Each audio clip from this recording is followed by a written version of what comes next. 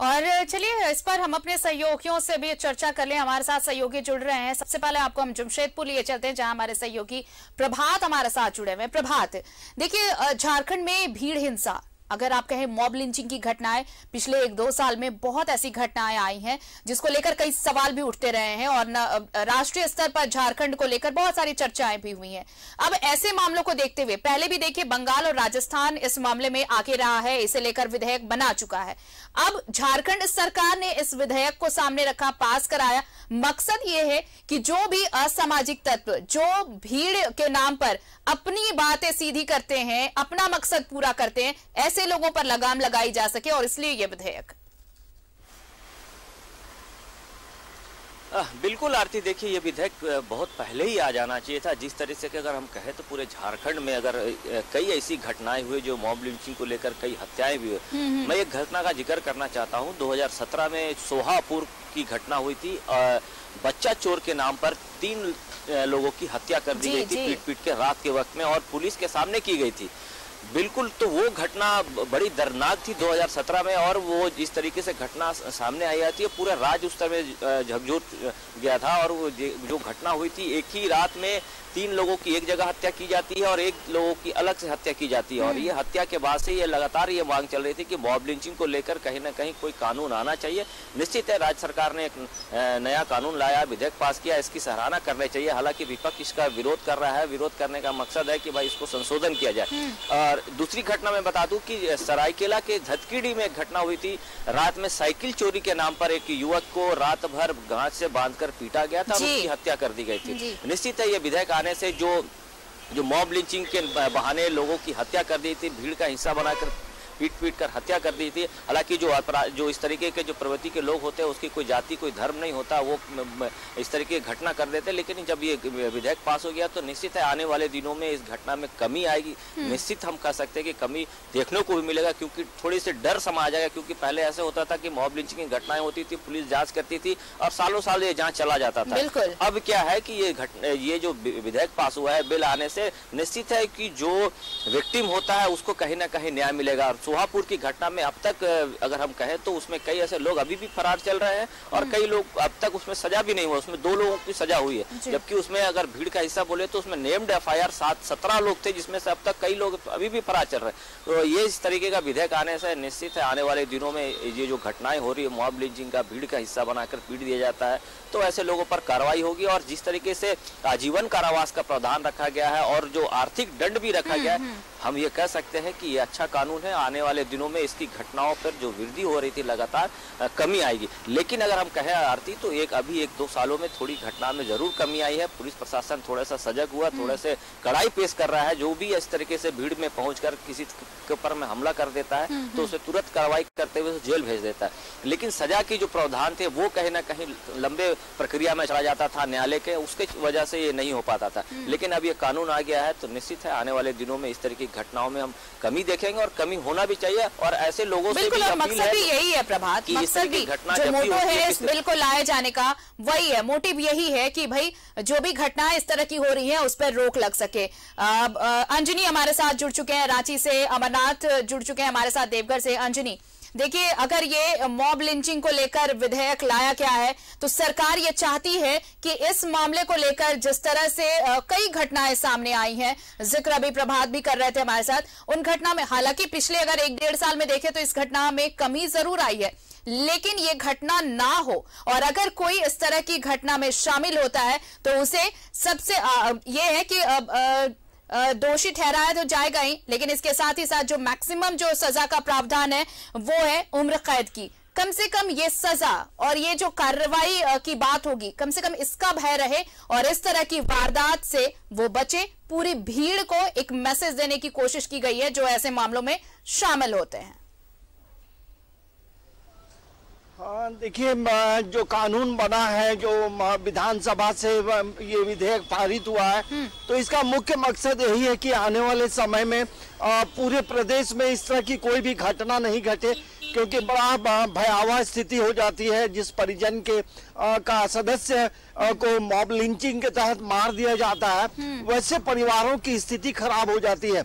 और झारखंड में देखेंगे तो कई जिलों में ये मामले घटे हैं और मामला काफी तूल भी पकड़ा है, जिसमें कि नेशनल लेवल पे खबरें बनी और दिल्ली से बड़ी बड़ी टीमें भी आई और लातेहार का मामला हो, हजारीबाग का मामला हो और पूर्वी सिंहभूम, पश्चिमी सिंहभूम का मामला हो, कई जिलों में ये मामले हुए हैं। तो कहीं ना कहीं सरकार इस मामले को लेकर बड़ा कड़ा कानून बनाई है। अब कानून के जो प्रावधान है उसे तमाम लोग जब पढ़ेंगे तो एक बार ये हिंसा, इस तरह की घटना को अंजाम देने से लोग रुकेंगे और हमें लगता है कि इसकी जरूर थी झारखंड में।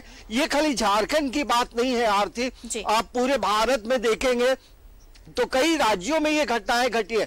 भले कानून झारखंड में बना है, झारखंड के परिप्रेक्ष्य की बात है, लेकिन ये देखेंगे तो पूरे भारत में कई जगह इस तरह की घटनाएं घटी हैं।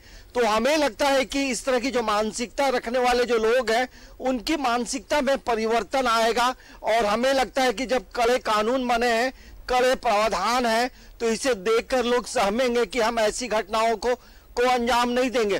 तो हमें लगता है कि सरकार ने जो फैसला लिया है, अब ये पाला जो है राजभवन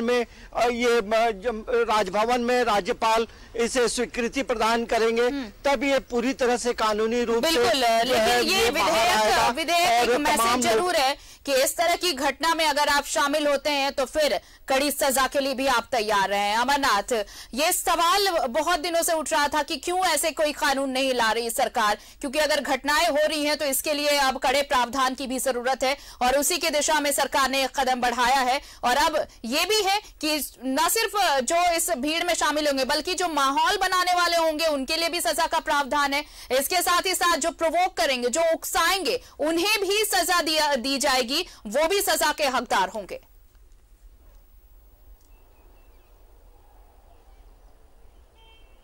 अमरनाथ, क्या मेरी आवाज मिल रही है आपको?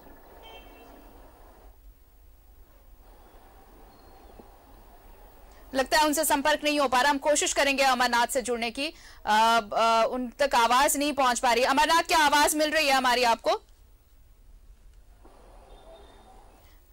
कोशिश करेंगे हम दोबारा उनसे जुड़ने की। प्रभात, सवाल मेरा यही है कि जो भीड़ इस तरह से वारदात को अंजाम देती है, जो इस तरह की लिंचिंग में शामिल होंगे, सिर्फ वही सजा के हकदार नहीं होंगे। सजा के हकदार वो भी होंगे जो भीड़ को उकसाते हैं, सजा के हकदार वो भी होंगे जो इस तरह का माहौल बनाते हैं।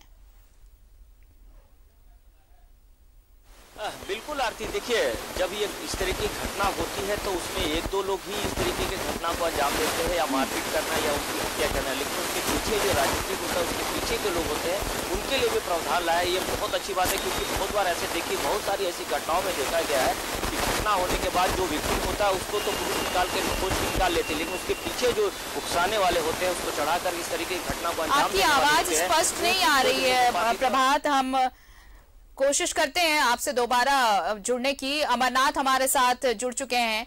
अमरनाथ, अगर मेरी आवाज मिल रही हो तो मेरा सवाल आपसे भी यही रहेगा कि देखिए, जो लिंचिंग में शामिल रहेंगे सिर्फ उन्हें ही सजा दी जाए, ये प्रावधान नहीं है। जो माहौल इस तरह का बनाएंगे, जो लोगों को उकसाने में शामिल होंगे, वो भी सजा के हकदार होंगे, और ये पूरा इसलिए ताकि इस तरह की घटना की शुरुआत ही ना हो।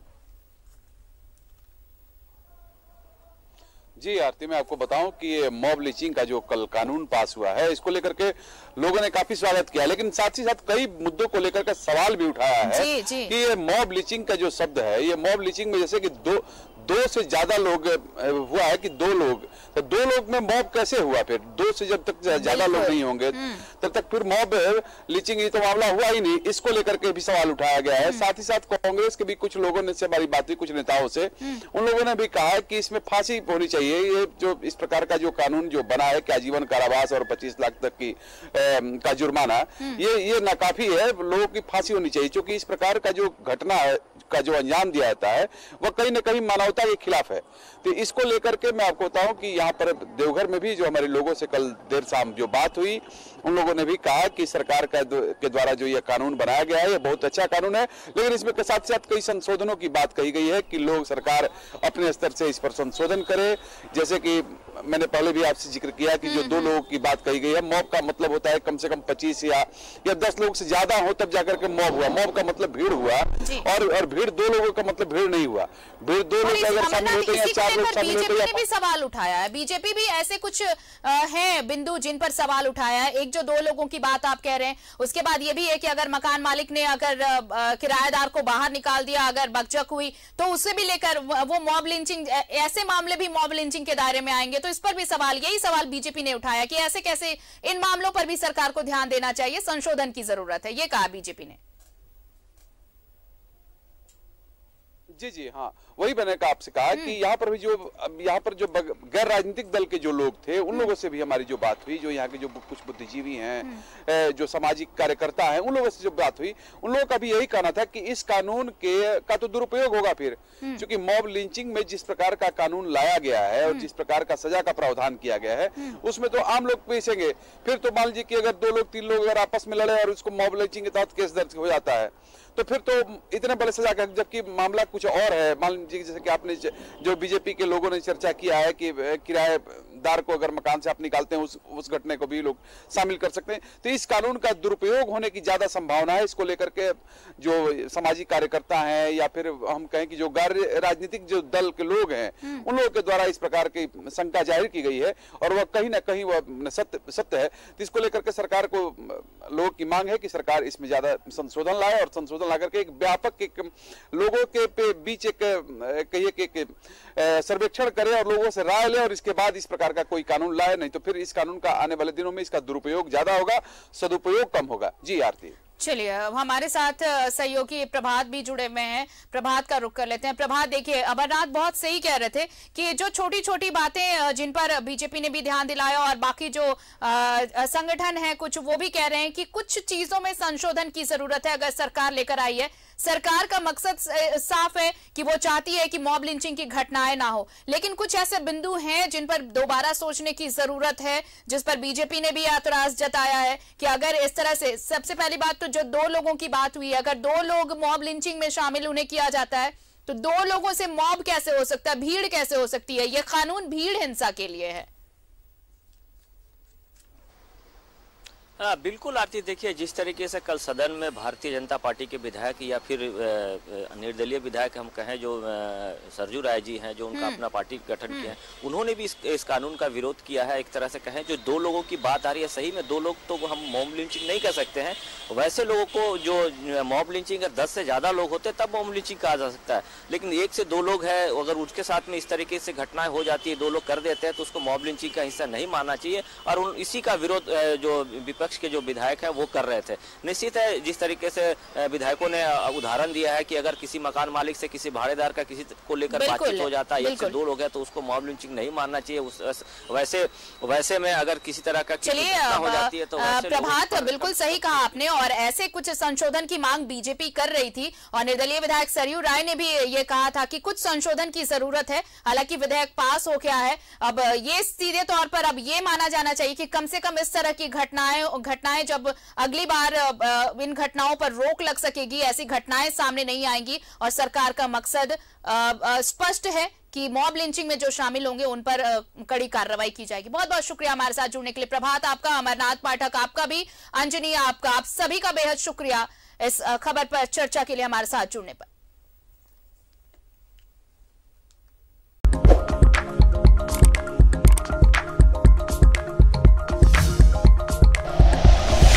Like and share videos, subscribe करें हमारा चैनल और प्रेस करें बेल आइकॉन। न्यूज़ 11 भारत, सच है तो दिखेगा।